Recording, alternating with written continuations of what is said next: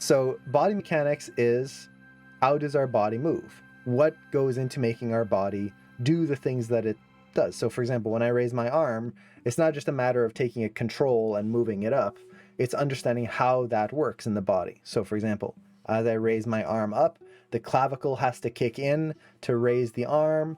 There's going to be some sympathetic action in sympathetic action in the rib cage. That's going to add some tweak in there. Now that's going to affect the whole spine, which goes down to the hips. There's all of these different things that the body does, and that's just for raising the arm. What if you do a weight shift? How does the body have to keep itself balanced? And hey, Tara! Hey, thank you so much. Thank you so much for the sub. I really appreciate that, and the reminder as well. So body mechanics is basically that, understanding how the body moves. When you shift your weight, how is your body going to work as it goes over? If you just stand there and then slide to the side, that's going to be a slip. It's just going to be like, imagine, well, we've got this here. You've just got a character and then just they just slide across. That's not a weight shift, that's a slide. So what's going to happen? What has to happen? Well, when you shift your weight, you have to lift the weight off of one leg to kind of give it room to move, shift your weight over onto the other leg to balance yourself. Then your free leg reaches out, touches the ground, and then you put your weight onto it. Once the weight's far enough onto that leg, then the other leg can move.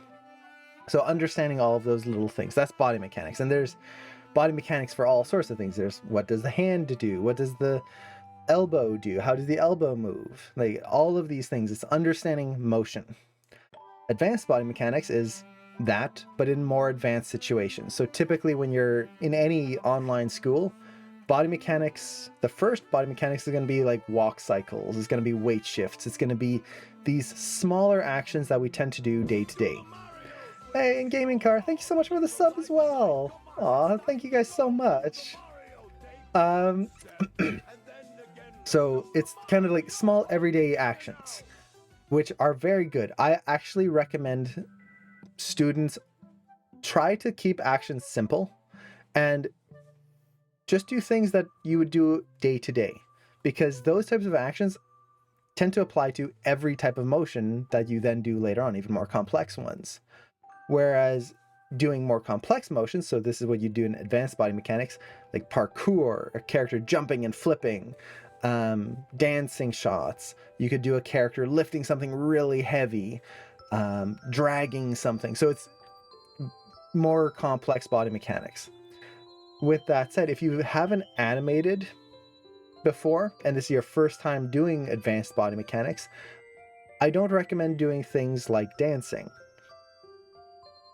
The reason for that is, we'll just go with dancing for this first idea. The thing with dancing is that as much as it's a cool mechanic, it's really neat ways of moving, it's not a natural way for us to move. It is a performance. It is an act. And while you might learn a lot from having a character dance, that type of motion does not translate into other types of motions.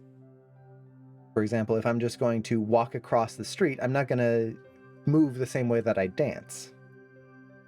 But if you learn how to do weight shifts and kind of basic motions first, things that you would do day to day, those types of motions almost always translate in some way to performances like dancing. So we just want to be careful. And this is, again, if you're first learning this and you're totally new, I tend to recommend staying with motions that are more, again, day-to-day motions. Now, again, with that said, it's up to you, really, what you want. If you're really passionate about animated dance, go for it. If you're going to have fun with it, do it. So, yeah, that's basically the difference. It's really just more complex body mechanics.